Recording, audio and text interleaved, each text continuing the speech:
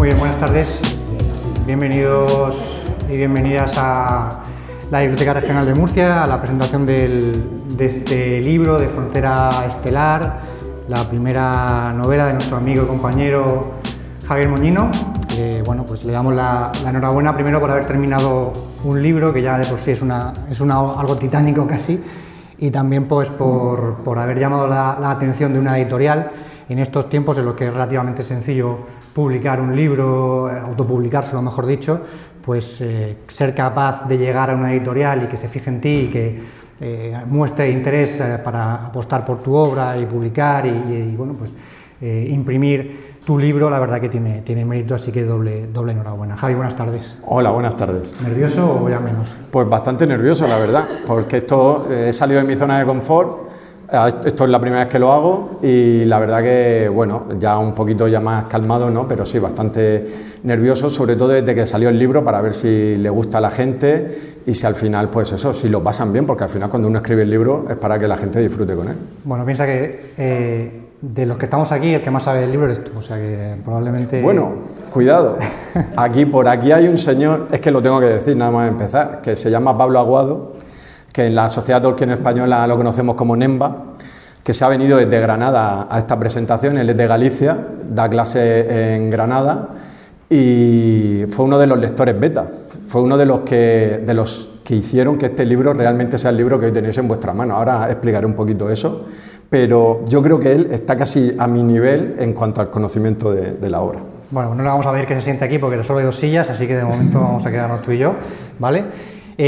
Vamos a intentar que sea Javier el que hable principalmente durante la presentación. Yo me voy a limitar, aparte de hacerle 4 preguntas, a contaros un poquito de qué va el libro. Yo he tenido la suerte, gracias a Javier, de que he podido leer el libro durante la semana pasada para ver un poco cómo, bueno, pues lo que Javier nos ofrecía como autor dentro de esta novela, esta primera parte de una supuesta trilogía. Ahora él nos contará un poquito más.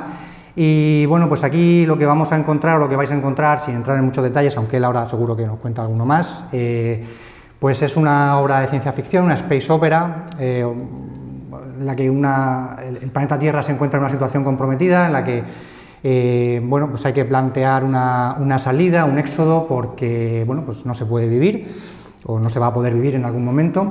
En ese contexto pues se produce un intento de escapada con una raza de humanos que está ahí por medio, que parece que ha mejorado sus capacidades gracias a la tecnología, y que bueno, hay ahí un conflicto que al final pues acaba con una trama que avanza hasta algo muy interesante que no os voy a contar y que espero que lo podáis leer.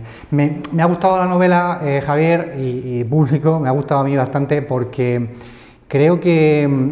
Yo no soy un gran lector de ciencia ficción, lo tengo que reconocer, la verdad que leo poca ciencia ficción porque no me interesa demasiado, y la que me interesa es porque... No, es verdad, voy con las cartas encima de la mesa, pero es verdad que la ciencia ficción que me interesa es en parte la que plantea Javier, que es la que nos hace ver los dilemas en los que estamos inmersos los seres humanos hoy en día, ¿no? Como por ejemplo el uso de la inteligencia artificial o el uso de la tecnología más bien. Yo percibo en el libro una crítica al sistema capitalista en el que quien más dinero tiene, más capacidad tiene para obtener mejoras, o no mejoras en nuestro caso sería más bien acceso a un sistema sanitario mejorado. En el libro se plantea de otra forma, es una metáfora distinta, pero va un poco por ahí. También se habla un poco de ese ecocidio, ¿no? del medio ambiente, del cuidado del planeta, se habla incluso de la colonización, ¿no? Venimos de 300, 400, 500 años en los que hemos colonizado nosotros precisamente, hemos sido parte activa, ¿no? De otros países, y cómo eso ha ido evolucionando hasta el día de hoy en materia de conflicto, de desigualdad, etc. Y bueno, ahora en el libro se plantea pues que quizá por obra y gracia de la especie tengamos que volver a eso, pero fuera del planeta, ¿no? Fuera del sistema solar. Así que allá hay una serie de dilemas que sí que son interesantes para reflexionar y que sí que me parecen interesantes. Aquí vais a encontrar, yo creo que referencias a Asimov, referencias a Clarke, a Herbert, a Blade Runner, a Matrix. Mad Max también a lo mejor un poco. A lo mejor. Alguna cosita por ahí hay. Y bueno, creo que es, como digo, una novela interesante para el que le guste la ciencia ficción, seguro, para el que no sea un tan lector como puede ser yo, o puede ser como yo, mejor dicho, pues seguro que encuentra esos dilemas que le hacen reflexionar sobre lo que estamos haciendo y cómo nos estamos desarrollando en el día de hoy, en la actualidad.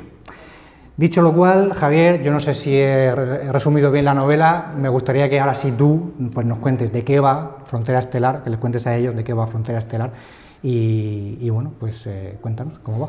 Pues te agradezco la introducción porque me has quitado un peso encima, ¿no? Que es que cuesta un poquito a veces explicarla. Yo creo que en la contraportada hay un muy buen resumen.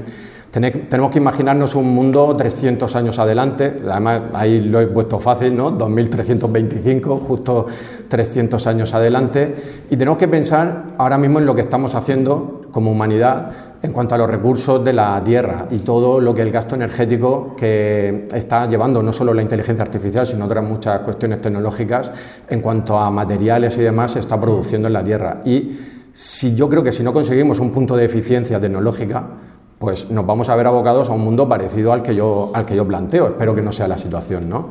Entonces, la novela, el punto de partida es ese, año 2325, los científicos ya han determinado que el planeta en menos de un siglo va a ser inhabitable, va a ser irrespirable, y por eso desde hace unos cuantos años, como hay una tecnología que ahora mismo no podemos entender, una tecnología, tenéis que pensar en las posibilidades que puede tener la tecnología dentro de 300 años, lo que sí que han planteado es decir, como sabemos que hay planetas fuera del sistema solar que viven en zonas que son habitables respecto a sus estrellas, vamos a construir fuera de la Tierra, en la órbita, esa nave que estáis viendo, que es una estación orbital. Realmente eso es una estación orbital enorme.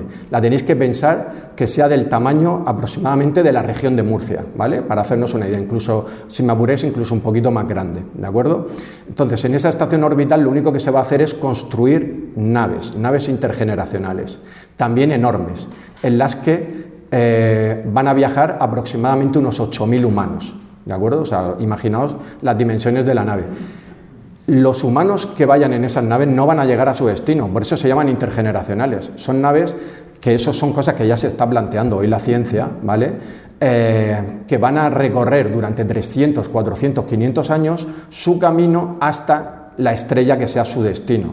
Las estrellas, como sabéis, están a distancias abismales, o sea, llegar a otra estrella te puede llevar, si hablamos en términos de años luz, te puede llevar pues 5 años luz, 6 años luz, 20 años luz, pero eso es yendo a la velocidad de la luz, una velocidad que evidentemente no alcanzamos ahora y seguramente tampoco sea científicamente posible, ni siquiera dentro de 300 años, por muchas cosas que haría que se subiera aquí Pablo y las explicara, él que seguro que las explicaría muy bien, pero el caso es que lo más realista es esto, naves que sí que van a ir muy rápidas, pero que aunque vayan muy rápidas van a tardar generaciones en llegar.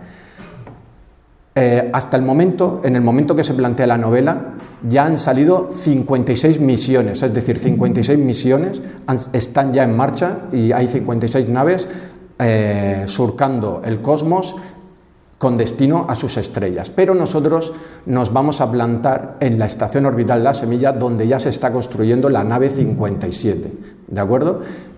Aquí es donde yo planteo la historia. Dentro del mundo, como decía Alberto, dentro de este mundo hay una élite, imaginad la élite que hay ahora mismo, con Amazon, o sea, estoy hablando de los supermillonarios, el dueño de Amazon, el dueño de Twitter, Elon Musk, fortunas que no podemos ni imaginar. No estoy hablando de millonarios al uso, ¿vale? Estoy hablando de supermillonarios. Estos millonarios que han conseguido, gracias a los avances tecnológicos y médicos, una cosa, por un lado médica, que es la inmortalidad. Ya se ha llegado, la regeneración celular ha llegado a un punto en el que ya se puede detener el envejecimiento e incluso se puede revertir. Y eso se puede pagar, pero tienes que ser multimillonario, si no, te mueres como nos estamos muriendo ahora, como nos moriremos dentro de toda la vida, ¿no? Pero también han conseguido un avance tecnológico, que es integrar la inteligencia artificial dentro de su cerebro. Es decir, ellos, aparte de ser humanos como nosotros, tienen dentro de sí la capacidad de computación de una máquina, o sea, de una inteligencia artificial, además de dentro de 300 años. O sea, imaginad las capacidades de estos supermillonarios, que son los primeros interesados en que esta estación orbital esté lanzando misiones, porque ellos quieren evidentemente seguir con sus vidas prácticamente inmortales. Entonces, ¿qué es lo que hacen? Pues le dicen a la humanidad, vamos a otros destinos, vamos a colonizar otras tierras y vamos a seguir como especie, híbridos y humanos de la mano. Y paralelamente, y aquí termino ya, hay otra parte en este conflicto que son unos seres humanos que viven fuera de las zonas que están controladas por los híbridos.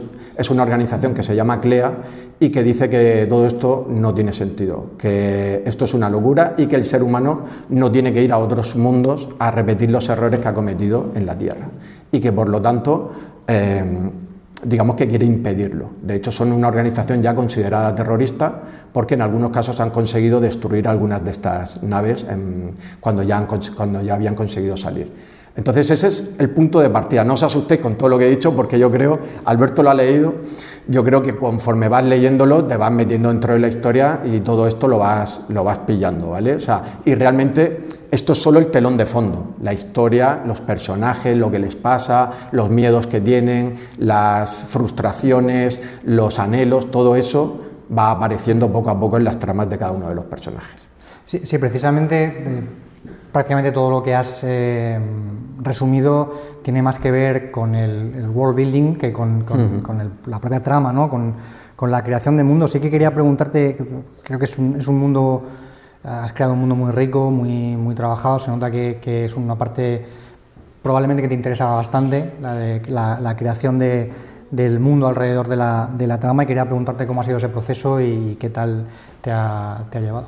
Pues es lo que más trabajo ha llevado, porque esta historia empezó a fraguarse antes de la pandemia incluso. Yo calculo año 18-19, fue cuando escribí un primer relato que no tenía nada que ver, de hecho era esta novela, empecé a escribirla en un primer capítulo que ahora ya está en mi ordenador ahí guardado, ese capítulo no llegó a nada, en el que la semilla realmente lo que era una estación desde la que se enviaban cohetes llenos de residuos,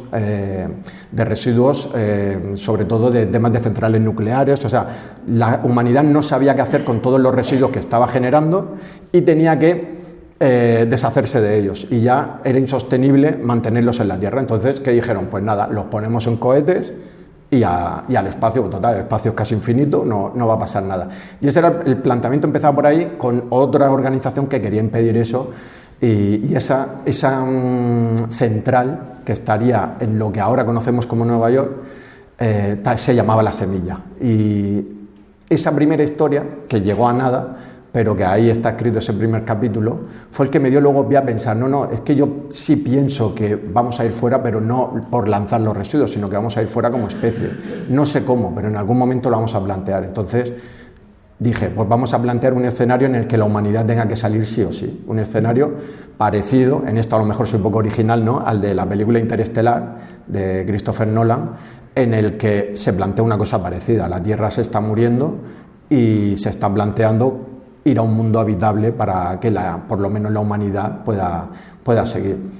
Y eso, unido a los avances tecnológicos que estoy viendo, pues me dieron que pensar, decir, oye, ¿a dónde va a llegar el ser humano con todo lo que estamos haciendo?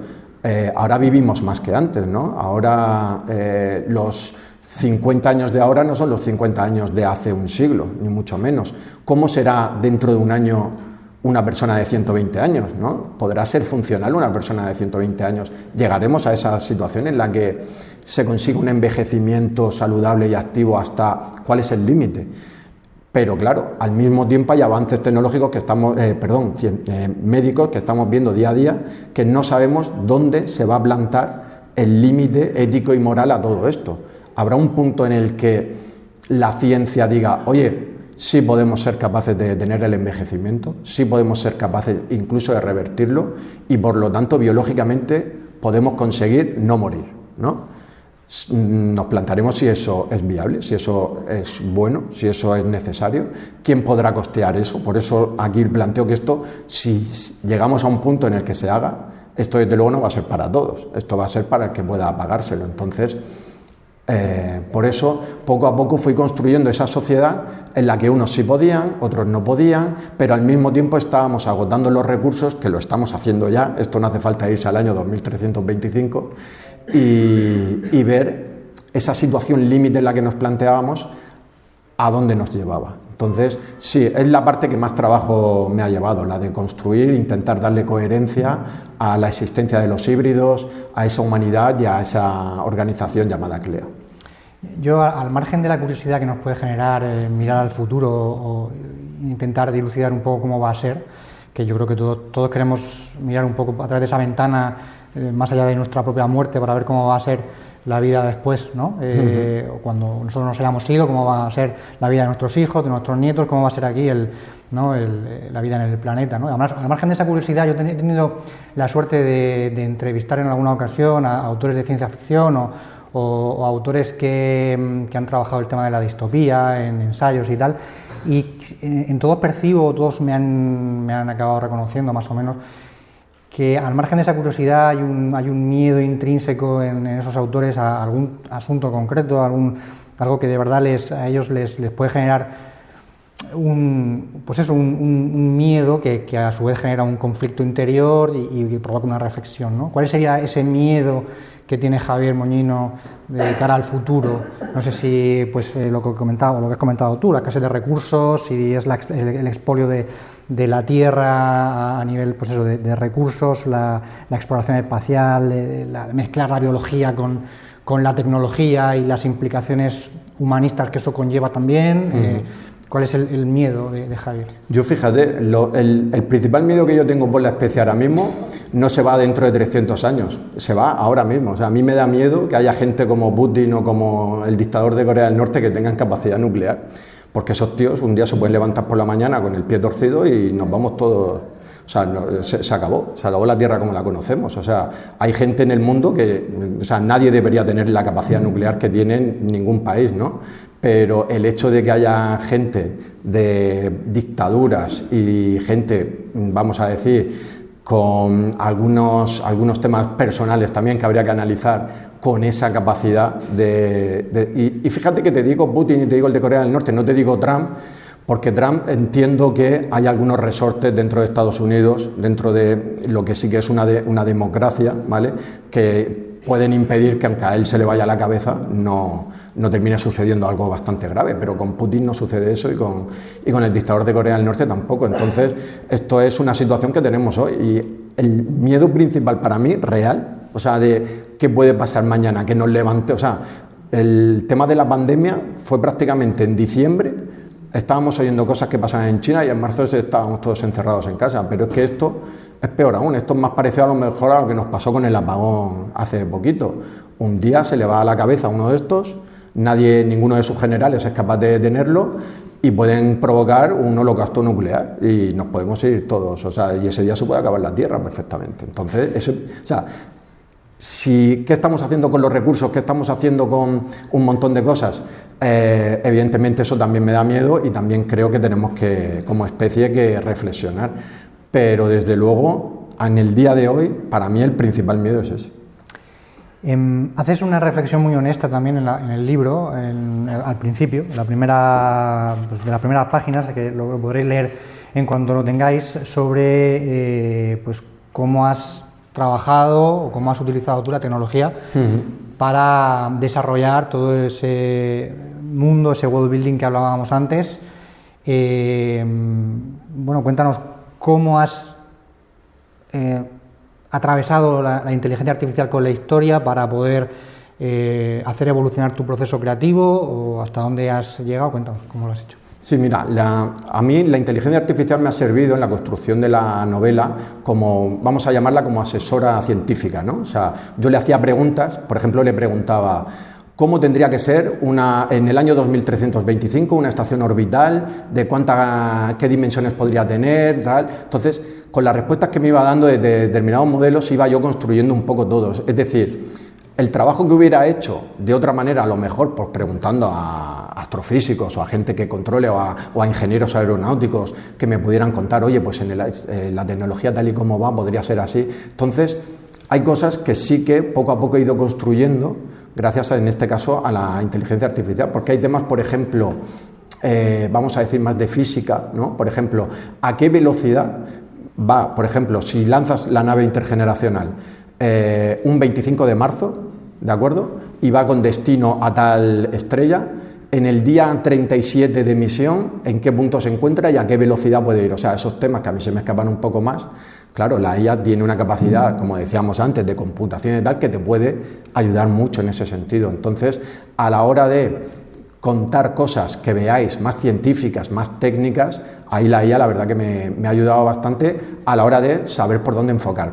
Pero tengo que decir que aquí mis lectores beta, entre los que se encuentra uno de ellos, entre vosotros, que se llama Pablo, que él, es muy lector de ciencia ficción, es ingeniero, y él me ha ayudado bastante, incluso ha corregido cosas que decía la IA, ¿no? O sea, cuando él ya leía el texto decía, oye, esto no tiene sentido porque si aquí decías que la masa era esta, aquí no puede ser esta, o sea, aquí decías que la velocidad era esta, no puede ser ahora esta, o sea, él ha llegado a ese nivel de detalle y de precisión que a mí me gustaba, porque yo la novela la quería plantear como lo que se llama ciencia ficción dura, ¿no? O sea, es esa ciencia ficción que está basada en cosas que pueden ser. Aquí no hay fantasía, no hay seres extraños, no hay magia, no hay sables láser, no hay cosas de esas, o sea, no es Star Wars, es más parecido pues a la película que os decía antes, a Interestelar, algo de ese tipo, algo que tú sabes que no es posible hoy, pero que, oye, que podría ser.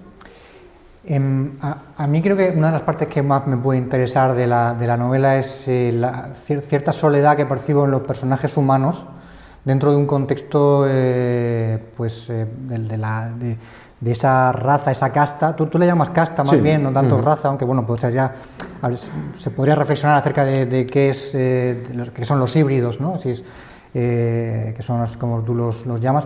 Me interesa esa parte de soledad dentro de una raza casi, o de una casta, mejor dicho, casi enemiga, o que genera una desconfianza tan grande que nos pone, o le ponen a los protagonistas, empatizando con ellos, nos pone en un brete, ¿no? a los humanos. ¿Cómo querías tú transmitir esa diferencia entre o esa soledad del humano en un contexto de peligro que el lector está todo el rato percibiendo, porque el lector sí que acompaña al narrador y el lector sí que sabe un poco por dónde va la cosa? Es el protagonista o los protagonistas humanos los que no saben muy bien todavía por dónde les va a caer el golpe, ¿no? Entonces, ¿cómo querías transmitir esa diferencia o esa amenaza, ¿no?, que te sentía el humano con respecto al híbrido? Sí, yo quería una humanidad, o sea, aquí yo creo que lo que se plantea y lo que vais a percibir cuando leáis el libro es una humanidad un poco con desesperanza. Es una humanidad, tenéis que pensar una situación. La humanidad, tal y como la conocemos, ya no existe, ¿vale? O sea, esa humanidad, algunos de los que han conseguido entrar en alguna de las misiones intergeneracionales, pues sabe que van a ir a esas misiones, pero que van a morir en una nave espacial, no van a llegar al destino, ¿de acuerdo? Su misión es su situación es, tengo que la humanidad que siga perviviendo con nosotros, es decir, tengo que tener hijos en la nave para que mis hijos tengan hijos y para que así lleguemos a otro planeta y ahí lo colonicemos. Pero es que los que se quedan en la Tierra, que son la gran mayoría, ellos saben, la situación de ellos es que para empezar no pueden tener hijos, o sea, está ya prohibido tener hijos. ¿Por qué? Porque esos hijos ya no tienen un mundo en el que vivir. La Tierra, ya les han dicho que dentro de 100 años va a ser inhabitable. ¿Quién va a tener hijos sabiendo que en 100 años no va a haber tierra? ¿De acuerdo? Todos los recursos de la humanidad se han destinado a esta nave que estáis viendo aquí detrás y a las naves que se van a construir. Es decir, ya no se hacen películas nuevas, ya no se escriben libros, ya no se hace arte, ya no se hace nada que nos hace humanos, porque todo recurso tiene que ser destinado, o sea, todo el que trabaje en la Tierra tiene que trabajar para esta estación y tiene que trabajar para construir naves. Todos los materiales tienen que ser destinados a eso. Entonces es una humanidad llena de desesperanza, es decir, bueno, pues yo ya me quedo aquí en la Tierra, si ya no tengo un billete en ninguna nave intergeneracional, voy a morir aquí ya no hay niños, o sea, niños como los que vemos todos los días, ¿no? Pues ya no hay, o sea, los últimos humanos que nacieron en la Tierra se supone que son de hace tiempo, y si nace algún niño es porque tiene permiso expreso porque sus padres iban a ir en una nave intergeneracional, ¿de acuerdo? Entonces, esos niños que nacen, sabes que en 2, 3 meses o en 3, 4 años se estarán yendo también. Entonces, ese es el planteamiento. Entonces, ¿cómo es esta humanidad? Pues es una humanidad que, resignada al destino que le ha tocado, en este caso, por los pecados que han cometido sus abuelos, los abuelos de sus abuelos y demás, o sea, todas las generaciones anteriores, y que tiene que asumir su destino, unos yéndose en una nave y otros quedándose en la Tierra a morir. Aquí planteas otra reflexión interesante, otro dilema, que son el pecado del padre que lo acaba pagando el hijo. Totalmente, y además es que vamos por ese camino, o sea, lo que estamos haciendo hoy, que no nos damos cuenta, pues nosotros seguramente pasaremos por este mundo, a lo mejor no terminaremos de ver las consecuencias, pero lo que estamos haciendo, no digo los que estamos aquí, pero lo que estamos haciendo como especie, seguramente, no sé si en 300 años, pero en un tiempo va a tener consecuencias, es imposible que no las tenga. Hay otra parte interesante de la novela que está bastante bien expresada, en mi opinión, que es el grupo terrorista, bueno, llamado grupo terrorista, ahora grupo de liberación, y juego aquí con ambos términos porque tú mismo en la propia novela juegas con los dos términos, porque no se sabe muy bien si son buenos o malos, o son buenos y malos al mismo tiempo. Es un personaje en sí que es muy poco maniqueo, por suerte, creo que eso habla bien de la novela y de la construcción de cada elemento narrativo y de los personajes en este caso. Y sí que quería preguntarte si es intencionado o fue intencionado el hecho de provocar esa ambigüedad en el lector, de no saber si posicionarse a favor o en contra de este grupo terrorista que al final entronca directamente con nuestro pasado reciente, en fin, no hace falta mencionar nada, pero... Sí, cualquier grupo terrorista, claro, vale. Entronca con nuestro imaginario y al mismo tiempo, bueno, están de alguna forma liberando o intentando liberar a la raza humana de algo que todavía no se ha terminado de desvelar, pero que parece que hay una amenaza ahí velada, ¿no? ¿Cómo creaste o cómo hiciste para generar esa ambigüedad en el lector? Bueno, todo depende del punto de vista, ¿no? Como se suele decir. Entonces, este grupo que se llama CLEA, tal y como está planteado en el planteamiento que habéis visto de la novela, en su contraportada, pues es un grupo terrorista, es un grupo que nació como vamos a decir, como una asociación que lo que hacía era avisar a la humanidad de lo que estaba diciendo yo hace un momento, de que vamos por mal camino, de que esto se va a acabar, pero si estamos en el año 2325, muchos años atrás decidieron dar el paso a radicalizarse. ¿Por qué? Pues porque veían que nadie les hacía caso y que solo les hacían caso cuando cruzaban fronteras, es decir, cuando pues a lo mejor ponían una bomba en un establecimiento o hacían alguna cosa tal. Entonces dieron ese paso y ahora mismo están ya en el límite de ese paso porque, como os decía antes, han llegado a destruir alguna de estas naves que lleva más de 8.000 personas. O sea que en ese sentido son un grupo terrorista al uso. ¿Cuál es su motivación? La que os decía antes. La humanidad va camino de, ya no solo ha terminado con la Tierra, sino que va camino de destruir otras tierras y por lo tanto no tenemos derecho a ello y hay que impedirlo a toda costa. ¿Por qué este grupo y por qué dentro de la novela y por qué dentro del planteamiento? Porque creo que era necesario para meter un elemento, vamos a decir, que cree esa distorsión, que cree esa situación de tensión, porque si no, los problemas que podían tener los híbridos y los humanos hubieran sido a lo mejor problemas más fácilmente solucionables, ¿no? O sea, tiene que haber una amenaza hacia estas misiones que sea lo que el lector piense de, oye, la amenaza terminará consiguiendo su objetivo, no lo terminará consiguiendo, y no quiero contar mucho más, porque entonces a lo mejor aquí entramos ya en territorio spoiler, que son siempre peligrosos, pero por ahí van los tiros, sí. La bomba de relojería que te permite avanzar un poquito. Exacto, exactamente. ¿Cómo ha sido tu proceso de escritura de la novela? Cuéntanos ya la parte más artesana, ¿no? Si has trabajado en Microsoft Word, si te has bajado algún programa, si te has hecho con un cuaderno, ¿cómo lo has hecho? Sí, bueno, ha sido con el Word. Sé que hay programas que usan los escritores ya, los profesionales, ¿no? Pero yo empecé escribiéndolo en Word. La idea, o sea, tal y como lo tenía yo planteado, yo tenía solo algunas anotaciones hechas a mano en una libreta. Y fue un día, pues, a principios de este año aproximadamente, fue cuando dije, venga, vamos a empezar. Y entonces fue cuando ya fui sacando las ideas a modo de historia ya por capítulos, pues eso, en el ordenador, capítulo a capítulo, capítulo a capítulo. Esa parte, curiosamente, fue la que menos tiempo me llevó, porque la idea estaba ahí, tenía que salir. O sea, iba saliendo. Estaba muy mal escrita, todo hay que decirlo. O sea, aquí no te preocupas de si aquí hay que poner una coma, no hay que ponerla o esto. No, era un proceso de quiero sacarlo cuanto antes, ¿de acuerdo? Y luego llegó la parte más difícil, que fue revisar lo que había escrito, intentar ordenarlo, más o menos ordenar las ideas, y ahí fue donde entraron los lectores beta. O sea, cuando yo ya tenía la novela más o menos terminada, decir, bueno, esto yo creo que ya podría publicarlo, podría enseñarlo a alguna editorial, y nada más lejos de la realidad. O sea, nada más lejos de la realidad. Lo envié a 3 amigos que tengo a través de la Sociedad Tolkien y a través del podcast de Fase 24, que son Pablo, Inés y Óscar, y les dije, oye, echarle un vistazo a esto que he escrito, no sé qué, no sé cuántos y tal. Pues el trabajo que hicieron fue, sencillamente increíble. Por ejemplo, Inés, que es investigadora, es científica de biología del desarrollo, trabaja en Reino Unido, es una gran fan de Star Wars y también de Tolkien, porque por eso nos conocimos.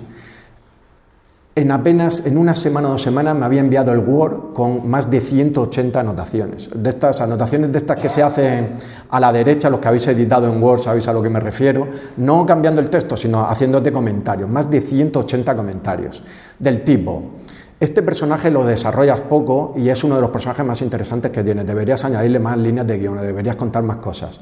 No tiene sentido que este personaje diga esto aquí cuando antes había dicho aquello acá.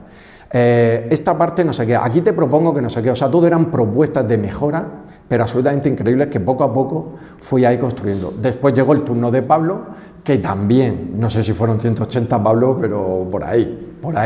Pablo ya en su parte más técnica, más tecnológica, más lo que os decía antes. Si la nave sale a en tal fecha, no puede ser que aquí vaya a esta velocidad, o sea, dándole una coherencia y una consistencia al relato que al principio no tenía. Y luego llegó el turno de Óscar, que también me hizo un montón de comentarios, él más de desarrollo de la historia. Cuando yo terminé es que eso fue lo que más trabajo me llevó, por cierto, imagínate, o sea, 3 personas por separado dándote feedback, dándote comentarios y tal, eso fue lo que más trabajo me llevó sin duda. Por eso te daba yo la enhorabuena antes, porque yo creo que en ese momento yo habría terminado aquí hasta aquí. Aquí no sigo. Tuve la tentación de decir, no sé si parar aquí, pero no. Cuando terminé dije, esto es otra historia. O sea, ahora creo que sí que he escrito un libro. O sea, cuando había terminado. Y fue el momento ya ahora ahí sí enviarlo a algunas editoriales. La que me respondió fue Terra Ignota, como veis ahí, que fue la que me dijo que les había gustado mucho el relato, que veían ahí una historia, que sí que querían contarla conmigo. Y de ahí hasta aquí. Eso sucedió en verano, cuando ellos me escribieron. Y desde entonces hasta ahora lo que ha venido ha sido un proceso de maquetación, un proceso de ya buscar más correcciones ortotipográficas, es decir, más detalles de estilo, hacer la portada, que como veis a mí la portada a mí personalmente me ha gustado bastante, y al final que llega hasta vuestras manos. O sea, esta historia empezó en el año 18, empezó a correr, no sé cuándo fue, en enero me parece que fue de este mismo año, y la tenéis hoy en vuestras manos.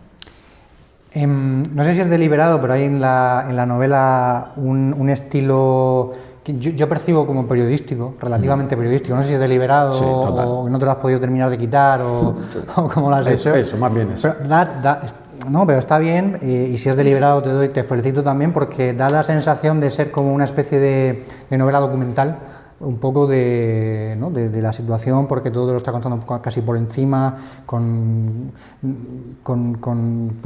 una cámara como colocada en plano general. No sé si era deliberado o si te ha salido un poco. Las dos cosas. Es que mi estilo de escribir es ese. O sea, yo no sé escribir de otra manera. Yo no sé ponerme poético, ¿no? O sea, no sabría, o sea, soy incapaz de tener el estilo literario de gente que escribe muy bien, por supuesto, pero mi estilo es más directo, o sea, y yo creo que era lo que pedía esta historia. Por eso quizá es la historia que a mí me ha gustado contar. Me decía Inés, la lectora beta, se nota que has escrito el libro que tú quieres leer, y es que es así, o sea, es el estilo que a mí me gusta, es un estilo periodístico, creo que no me enrollo demasiado, o sea, me estoy enrollando más ahora hablando que en la novela. Y creo que lo vais a notar, que la historia respira, respira, quiero decir, no te da respiro en el sentido de que no para de avanzar, pero que se siente orgánica. O sea, no hay ningún punto en el que yo me recree con alguna historia, creo, y me parece que en ese sentido al lector se le va a hacer fácil de leer, me parece a mí.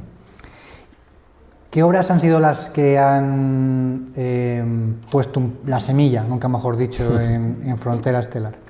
Pues si nos vamos a literatura, yo no puedo obviar que, justo en el momento anterior a empezar a escribir esto, leí mucho Asimov, y aquí está Isaac Asimov, yo creo que claramente.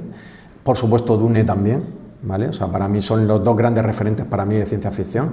Y si nos vamos al mundo audiovisual, aunque he dicho antes que esto no es Star Wars, pero creo que también hay algo de la forma de contar las cosas en Star Wars que también está aquí. No el fondo, ¿vale? Sí la forma, ¿vale? De cómo se cuentan las cosas en Star Wars, que es muy así también, muy pam, pam, pam, o sea, contando la historia rápidamente. Y luego, a ver, no creo que haya nada de estos dos autores que te voy a decir ahora en esta novela, pero yo no puedo decir, o sea, yo tengo que decir que si a mí alguien me ha influido a la hora de escribir, mis dos grandes autores son Tolkien y Borges.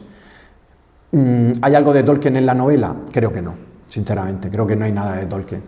¿Hay algo de Borges? Quizá en algún momento concreto, alguna ensoñación que aparece por ahí, pueda haber algo más de Borges, pero desde luego no. Ya quisiera yo que hubiera algo que mínimamente se pareciera a Borges en mi novela, pero son mis dos grandes autores y tengo que mencionarlos como influencia.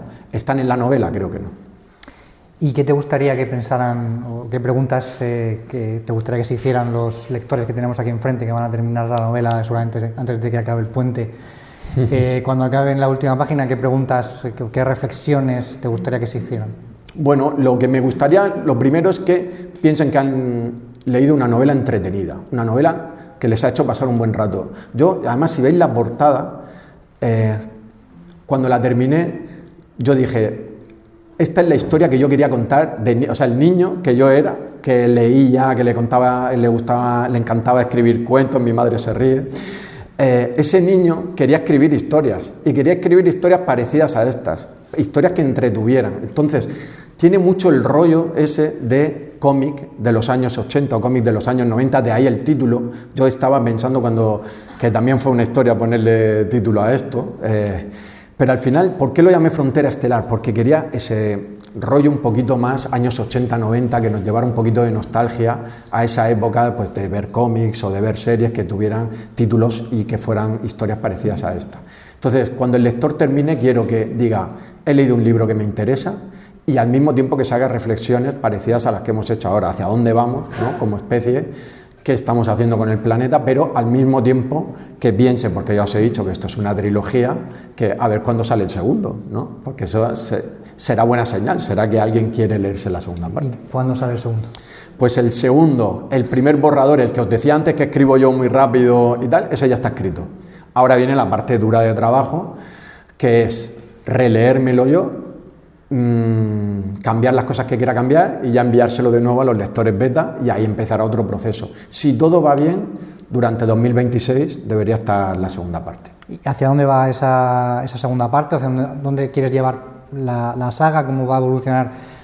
¿O cómo crees o cómo podrías contar que va a evolucionar ese universo que estás creando? Personajes, dilemas éticos. Bueno, ¿hacia dónde van? Pues en la segunda parte, cuando terminéis esta primera, diréis, vale, ¿esto ahora dónde va? Más o menos lo vais a tener claro, ¿no? Tal el punto en el que acaba. Pero digamos que mi idea, sobre todo, es que la trilogía como historia completa, que es la que yo tengo, ¿vale? O sea, yo lo que tenía planteado era un libro, para que nos hagamos una idea, una cosa así, ¿no? De 600, 700 páginas.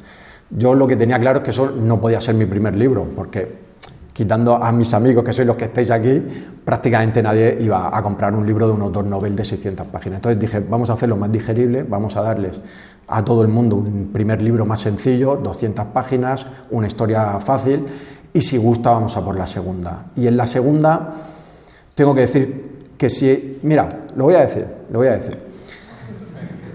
La novela, tal y como yo la tenía planteada, era una novela juvenil, ¿vale? Una novela para público entre 16 y 20 años. Pero entre los comentarios que me hicieron los lectores beta era, esto no es una novela juvenil, esto es una novela un poquito más oscura, es una novela más adulta.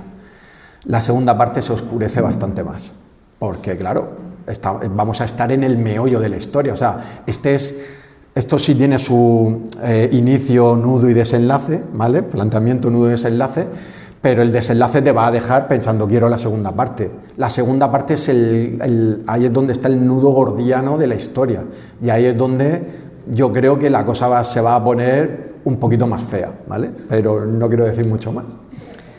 Bueno, pues ya deseando saber qué pasa en esa segunda parte y después pues en la tercera y en todo lo que tenga que venir.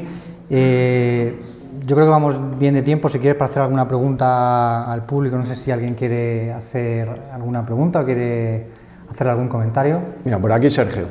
Sí, Javier, has dicho en el vídeo y además en tu conferencia que te ha inspirado mucho por Tolkien, Herbert, pero me ha mucho la atención que esta novela no tiene nada de gusanos gigantes ni de Urujai o de cosas de estas, es decir, es una novela muy realista dentro de la ciencia ficción. ¿Y qué es lo que te hizo, teniendo, digamos, ese origen, pasar a hacer algo totalmente distinto a lo que ellos plantean? Pues mira, simplemente porque veía imposible, o sea, cuando ya has visto Dune o lo has leído, dices, es que no puedo tirar por aquí, es que ya sé, o sea, a ver, no digo que ahora mi novela sea la mejor en su rama, ¿no? Pero es tan buena Dune y es tan bueno lo que ha planteado y cómo está escrito y tal, que intentar ir por ahí me haría hacer una copia mala, una copia barata de Dune, y quería escaparme de eso, de Star Wars, porque Star Wars también me vería incapaz de crear a lo mejor razas nuevas, razas alienígenas, o sea, no era la novela que yo tenía en la mente, o sea, yo quería plantear un futuro realista, y sobre ese futuro realista, que esta novela a lo mejor podría estar planteada antes en el tiempo, a lo mejor no me tenía que haber ido 300 años adelante, o la historia que se plantea se podría haber planteado de otra manera, o sea, quisiera que tuviera un pozo de realismo y que no recordara a, pues eso, Dune, que no recordara a historias ya escritas, y me quería quitar eso de encima, aunque evidentemente las influencias están ahí. Mira, Quique. Decía Alberto, que también es periodista, que había detectado ese toque periodístico cuando escribías, ¿no? Que al final pues, tú ya empiezas en la radio, pero luego estás muchos años en el periódico y claro, tienes esa fluidez para escribir periodístico. Pero si te ha costado mucho trabajo lo que él dice, intentar quitarte esa carcasa para irte a una más literaria, porque al final tú de base vienes de ahí, ¿no? Y yo creo que la influencia de tantas noches cerrando la época de la imprenta, mucha gente no lo joven, pero que debería escribir un montonazo de páginas, ¿cómo has sido capaz de dar esa vuelta? Yo creo que si él la ha percibido, todavía hay un rastro y imagino que te habrá costado eliminar todo eso para que solo quede ese rastro que decirlo. Mira, yo creo que ha sido sobre todo cuando me lo devolvieron los lectores beta, ahí sí que intenté hacer algo, en algunos tramos, algo más literario cuando la historia lo pedía. Pero no veía tampoco malo por sí que estuviera ese estilo periodístico ahí. Hay grandes novelas que tienen ese estilo periodístico y directo que yo creo que han enganchado y que son novelas bastante importantes. Entonces, no quería que desapareciera totalmente, pero sí que es verdad que en algunos puntos he dicho, oye, aquí en este tramo sí que puede pedir un poquito más de desarrollo literario, ¿no? O sea, de intentar engalanarlo un poco, ¿no? O sea, que quede un poquito más bonito. Y en algunos, pero muy pocos, en muy pocos sitios. A mí no me... Creo que la historia pedía el estilo que tiene, me parece. Mira, mi hermano Kanki, por ahí. Pues nada, solamente decirte que, como has comentado antes, cuando era un crío y le escribía, yo eso lo he vivido, toda la familia, eso lo has tenido siempre ahí. Y a mí no me cabía ninguna duda que algún día llegaría y escribiera su primera novela y como así ha sido y estamos en la presentación cumpliendo un sueño. Ya que hablamos de sueños, vamos a seguir soñando y te hago una pregunta. Muy bien. ¿Qué te parece? Si esta novela un día llega y se lleva al cine, ¿quién sería el director que a ti te gustaría que le llevara? Y no me digas Zack Snyder, que tenemos aquí el leído gráfico. Exactamente. No, tranquilo, Zack Snyder y sus cámaras lentas no sería. Hombre, pero con eso me ganaría un vídeo en Idiocracia, que eso siempre trae audiencia.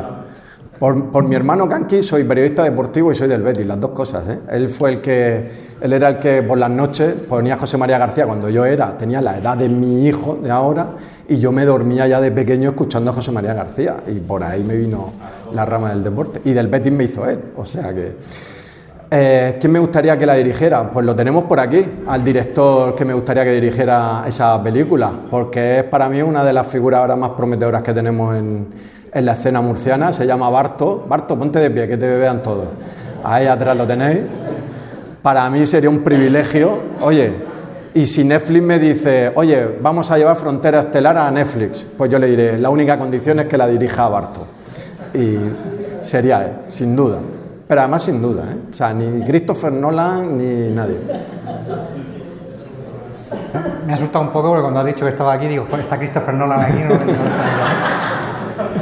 Hubiera molado, ¿eh? Yo he visto cara de asustado porque se empieza a pensar en el presupuesto. Bueno, eso lo paga Netflix, no hay problema. Además lo hemos hablado él y yo medio en broma, ¿verdad? Ayer en el gimnasio. Así es que... ¿Había por aquí otra, Sergio? Sí, Javier, cuando yo empecé a ver los vídeos sobre Frontera Estelar y tal, hay una película y novela que a mí, somos de la misma generación, de la misma edad, y la es de Clayton y Nolan, que bueno, a mí me marcó mucho, porque la vi muy pequeño y plantea muchos dilemas de los que habla Alberto, y es La fuga de Logan. Entiendo que la conoces y tal, te ha influido de alguna manera, porque es ese mundo distópico en el cual hay unos privilegiados y la gente al final va abocada a una muerte, ¿no? Por no llegar a ese envejecimiento, ¿no? Que es el que se busca. No sé por qué me pareció, por supuesto no tiene nada que ver, pero sí que me pareció un poco análogo en ese sentido, ¿no? Porque plantea esos dilemas que ha comentado. Sí, es que hay influencias que a lo mejor te llegan y tú no eres consciente. Y esta puede ser una de ellas, sin duda. Porque cuando él ha mencionado Mad Max, digo, pues a lo mejor también, es verdad. Porque el mundo que hay en la Tierra, porque aunque la novela, el 90% se desarrolla en esa estación orbital, hay también algunos tramos en la Tierra. Y yo no había pensado en Mad Max, pero efectivamente, y lo que estás diciendo tú ahora también. Y Blade Runner, y hay tantas cosas que te han podido influir y no eres consciente, que a mí, por ejemplo, con los que somos muy lectores de Tolkien, nos pasa cuando lees que Tolkien se basaba en esto, se basaba en lo otro, porque en su época no sé qué, o sea, hay tantas posibilidades de cosas que te pueden influir que tú no eres consciente, pero sin duda la que has planteado es una de ellas. Sí, sí. ¿Alguna pregunta más? Manolo. Yo tengo dos. Una es, a raíz de la pregunta que te he hecho tu hermano, el personaje principal, si lo hay, ya sea hombre o mujer, en tu mente, ¿qué actor o actriz podría encarnar eso para ya tener un poquito más fácil? Madre mía.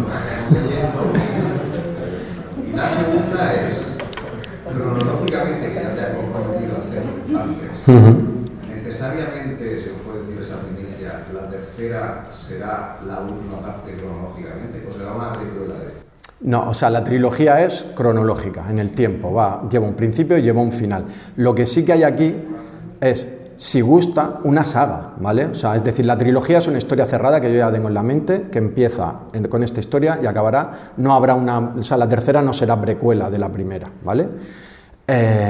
Y lo que te decía, si gusta, sí se puede, aquí sí que hay muchas historias para contar antes o después de lo que va a pasar en esta trilogía, porque va a haber historias que tú digas, oye, este personaje puede tener una historia aparte de lo que hizo antes, ¿no? O este personaje puede haber una historia posterior. O me puedo ir, os he dicho que hay 56 misiones anteriores que han salido.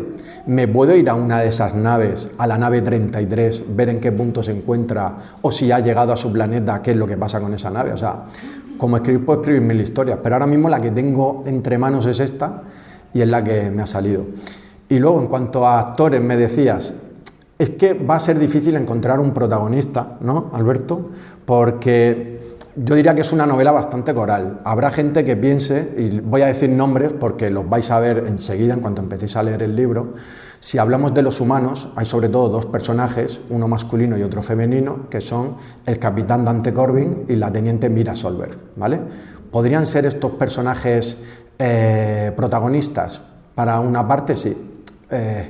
¿Quién podría hacer esos personajes? Hombre, si me voy por pedir, ¿no? No sé, o sea, Mira Solberg, es que lo que pasa es que ahora ya a lo mejor, pero una Scarlett Johansson a lo mejor más joven, ¿no?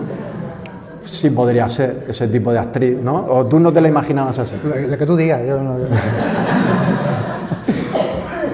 Y el capitán Dante Corbin, hombre, pues te imaginas al típico actor estadounidense tipo Matt Damon, Mark Wahlberg, es que no sé, no sabría decirte uno. Me interesan más, fíjate, algunos de los personajes híbridos, creo que alguno de ellos en su desarrollo puede tener más interés Y por eso no me atrevo a decirte quiénes son los protagonistas, pero hay un personaje híbrido que se llama Alaris Kane, que también habría que ver quién podría interpretar ese papel, porque estamos hablando, y ese es uno de los grandes retos, que esto no lo he comentado, pero esto es importante.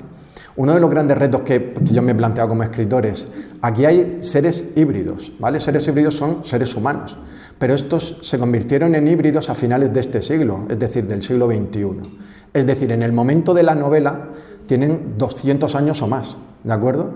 Pero además tienen la capacidad de computación de la IA.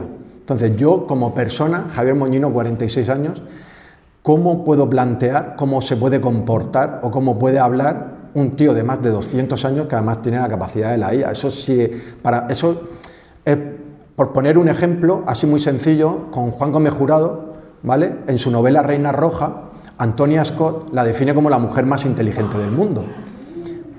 Claro, ¿cómo pones tú palabras o cómo sabes tú cómo piensa la mujer más inteligente del mundo? Tendrías que ser tú el más inteligente del mundo para saber cómo se comporta o cómo va a hacer determinadas cosas. Pues esto es igual, o sea, ¿cómo hago yo que esos personajes hablen y se comporten? ¿Y qué actor podría tener, por un lado, la juventud de entre 20 y 30 años, ¿vale? Pero al mismo tiempo la presencia de una persona que ha vivido más de 200 años. O sea, sería difícil encontrar. Ahí imagino que también habría mucho tema de maquillaje y de cosas así para conseguir que el actor tuviera esa presencia. O sea que sería difícil, sería muy difícil. Bueno, como reflexión final, porque ya se nos ha ido un poco el tiempo, todavía tienes que atender un rato a tus lectores y firmar algunos libros, pues como reflexión final sí que voy a hacer un par de comentarios. Hace un par de meses estuve por aquí, vino Mircea Cărtărescu, que es un escritor rumano que posiblemente gane el Nobel de aquí a poco tiempo, y trajo a Murcia más o menos la misma gente que has traído tú hoy.